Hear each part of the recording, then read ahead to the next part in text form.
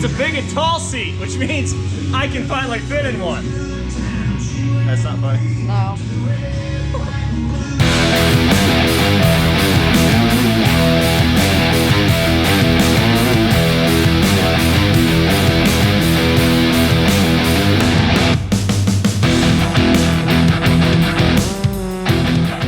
All right, we're back with a video on our Factory 5 kit car. It's been a while since we've had a video.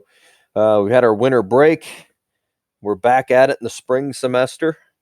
We've been working pretty hard on it, and kind of the downfall of that is that we haven't had a whole lot of time to break for videos. So we've been really working kind of as fast as we can to get this thing to a point where it's ready for the engine. Our goal is to really get this thing running and driving by the end of the year.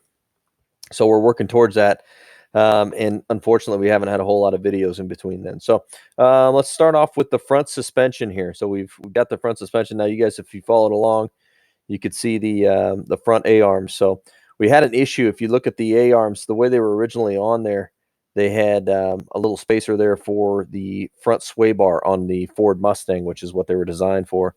Unfortunately, on ours, with the Cobra, the tie rod end was actually contacting that.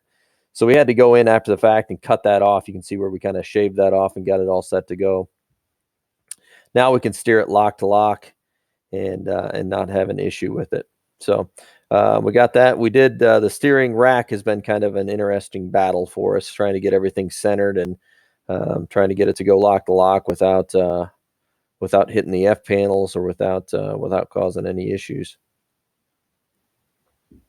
So the front suspension is pretty well dialed up, ready to go. As you pull back, you can see we got the wiring harness on there. Now we've got the brake lines plumbed. You can kind of see some of the interior or some of the engine panels. Most of those have been powder coated. If they were small enough to fit in the oven, they were powder coated. If they were too big, they were painted black. So the brake system is all complete. We've got a couple of small modifications we need to make, but we got the factory master cylinder on there. It's a new master cylinder. We also kept the proportioning valve there. So we had to bend all those lines, flare all those fittings. It's got the T-fitting there.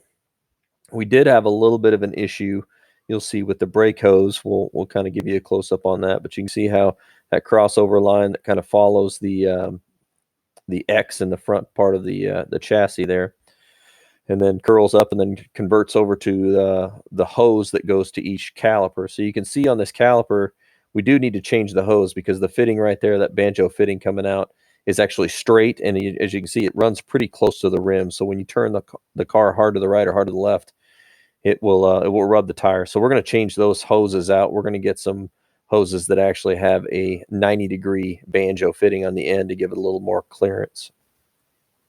So it's kind of one of those 2-step forward, 1-step back. You kind of figure out what you need after the fact. But there you can see the gold panels are actually heat shields. So they're stood off the foot box about an inch, and then they're covered with a heat-resistant reflective coating that will actually resist the heat. On this car, the headers run right in front of the foot panels on the car, so that the foot panel or the footwells tend to get really, really hot just from the exhaust heat. On the passenger side, we had to put a little bend in it to protect the fuel line. So there's a fuel pressure line and a return line that come up there. So there you can see the fuel line, the pressure, and the return line that come up. So they go back behind that heat resistant or that heat shield. That way they don't get too hot and it doesn't cause any issues with our fuel system. So there you can see the driver's footwell. You can see the firewall. We've got our Sniper EFI. So we are putting a Holley Sniper EFI setup on this on the car. So that is the ignition module, what's going to be responsible for giving the spark to the engine. I've got that mounted on there. There you can see the footwell. We did replace the pad covers on the pedal. Those are actually the original pedals coming out of the Mustang. There you can see the fuse box. So this is actually the fuse box. What we did is we went with a Ron Francis wiring harness, which is not something we were planning on originally, but as we got into the harness out of the Mustang, we realized it probably wasn't going to work. And this harness is very cool. Lays out perfectly. It's got everything marked on it. You can see their headlight switch. You can see ignition switch. You see exactly where it goes. All the terminations on it are done. It's a really awesome wiring harness. So you can also see the inertia switch hanging down there. So at this point, we've got the harness laid out. We've got it basically run where stuff needs to go. And what we're doing is we're actually using adhesive tabs that will actually mount to the frame, and then we zip tie the harness to those adhesive tabs. So on this one, we're going to have, actually we'll have another harness coming out. One harness comes out and goes to the back. You've got a wiring harness there laying down for the starter, and then also one laying out for all the engine instruments. And then you got the ones in the center, obviously, for the dash, the instruments, and for the ignition switch.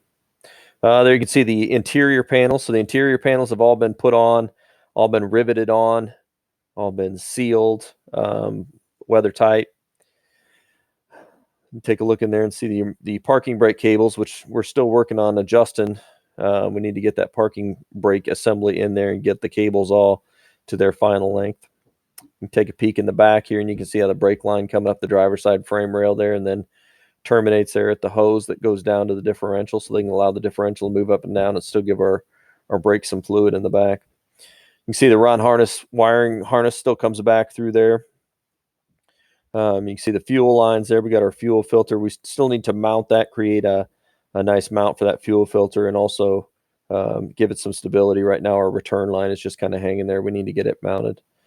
But you can see the harness coming back there for the brake lights. You can see the harness, that's for the license plate light coiled up there. It goes up into the trunk.